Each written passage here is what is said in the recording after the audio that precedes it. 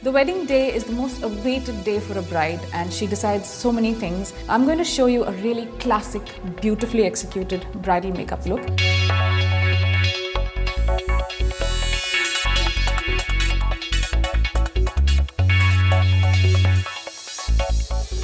Hi, I'm Pallavi Simmons, your makeup expert with Glamrs.com. Today we have Diana with us, and on her I'm going to show you how to execute a beautiful classic Indian bridal look. She's wearing this gorgeous outfit by Narendra Kumar.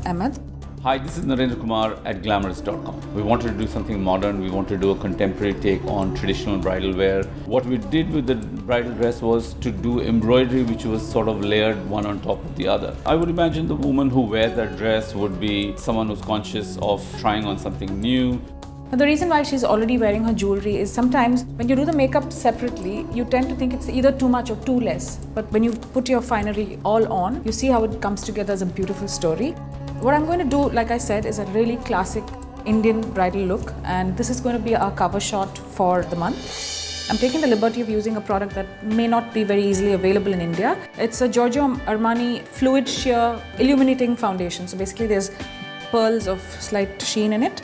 And I'm going to mix that with Studio Fix Fluid by MAC in a lighter color. That's an NC42. So I'm just going to mix the two, kind of mush it up to create a nice mix.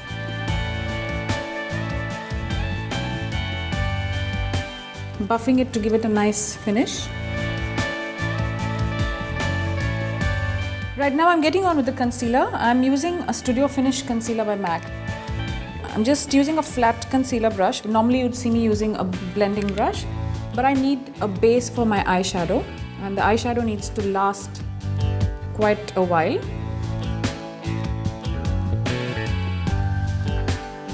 Now taking a tiny bit of the same product. Now I don't need to use too much under Diana's eyes, but just going in to lose some of the redness there.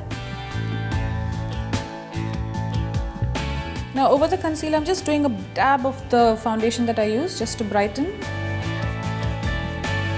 on her brow bones as well,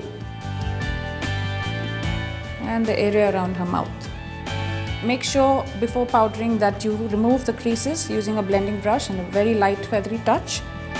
And before the crease appears, quickly powder. I'm using a generous amount here because it's going to be a bit of work. I'm going to do the same thing underneath. You want to take out the lines before you apply the powder.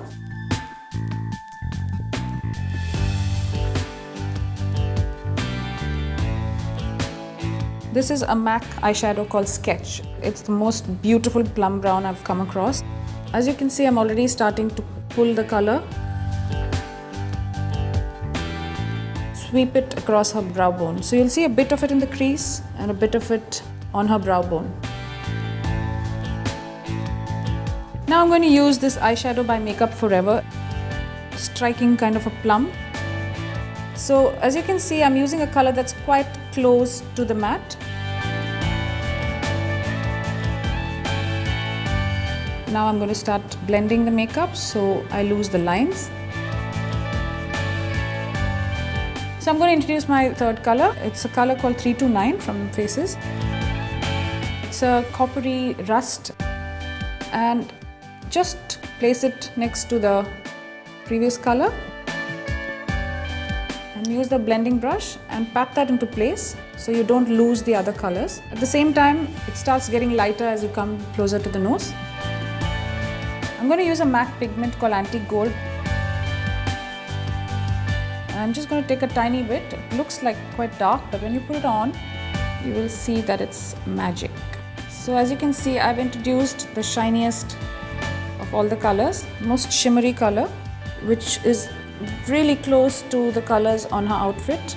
So just going back over with all the eyeshadows that I've used previously.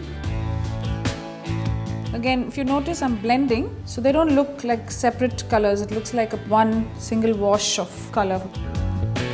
I'm going to use a Maybelline Eye Studio Lasting Gel Liner. It's a jet black. And as you can see, I've pulled her eyes out a little bit, so there's going to be a bit of a dramatic liner. So I'm using the bottom as my guideline for this makeup look. That way I know where I can join the eyeshadow and how to create a shape. So this is just a guideline. And I'm going to get on with the kajal. I'm going to use a color bar liner pencil for inside the eye, and it's called a Blackout, number 6. For weddings, use a waterproof kajal because this is the real deal. So there's going to be loads of emotions coming up to the surface. I'm going to use a color called Brulee by MAC, and this is not a shimmer. There's so much going on her face and her eyes. I don't want the highlighter also to be jumping out from her eye makeup. I'm going to just blend that off a little bit.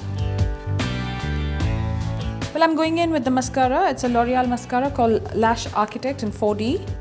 True to its name, it does add 4 dimensions. There's curl, there's length, there's volume. So I'm just going in with the mascara again just to give it some lift curl. So I'm getting on with the lashes. There is a tutorial on Glamrs TV on how to apply lashes for yourself. So I'm going to come back to the eyes, just a little more kohl pencil and more mascara just to join the false lashes with the real ones. Now another brightening fix for under eyes, particularly for Indian brides, not so much for Western brides, is Studio Fix. It's a MAC Studio Fix compact powder, just a dab of it. Now I'm not going to really use this as a compact foundation. All I tend to do is just brighten under the eye area, maybe just the T-zone. I'm using Shiseido bronzer, fabulous color for Indian skin. It's a dark fawns in a number 3.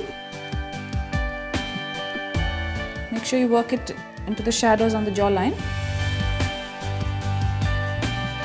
I'm just going to do a soft blush by Elizabeth Arden. It's got the slightest sheen and it's in a very, very, very natural, almost sandy tone. And this color is called Peach Sorbet because of the number of colors that are on her eyes, the shape that's so evidently strong. Don't want something that's too colored on her cheeks as well. Finally, the mouth. So find a pencil that matches your lipstick. I'm using a pencil by MAC and it's called Brick. Now for this look, I'm going to do quite a sharp line. So essentially, I'm using this lip liner as a base. Now for bridal looks, again, I like to use lip pencils. And if you're somebody that has darker upper lip and a lighter lower lip, I would suggest that you use something that kind of evens out the base. Now to finish this really intensely rich look, I'm going to use a red lipstick by Lakme Absolute and it's called Runway Red. It's a matte lipstick but with a nice hydrating feel of moisture. So it gives it a nice luscious feel, a really full mouth. Once the red is on, I'm just going to do a very sheer application of Lipglass by MAC. It's called Utterly Tart. So there's more of a berry tone on her mouth, just to add a kind of a lush finish to her lips. Well, that concludes our bridal makeup tutorial. There's several ways to do a bridal makeup, but I just thought a classic approach, a slight twist and an edgier shape on the eyes and a bolder mouth. Keep with the traditional, but go a mile away from it, maybe sometimes. Diana's looking beautiful in my opinion. I think Nari's outdone himself and he's made this most amazing combination of colors, classic but still very relatable. And let's hear what he has to say. The makeup is really dictated by the occasion that you're going to. I thought it was quite apt. For me, style is about monochromatic color scheme, and the burgundy really goes well with the maroon and the wine that were used on the Gagra itself. That's fantastic, and I think Indians need to start celebrating their features, and this is a fantastic way of doing so and showcasing it on the biggest day of your life. So that's a wrap on this tutorial. I hope you enjoyed it.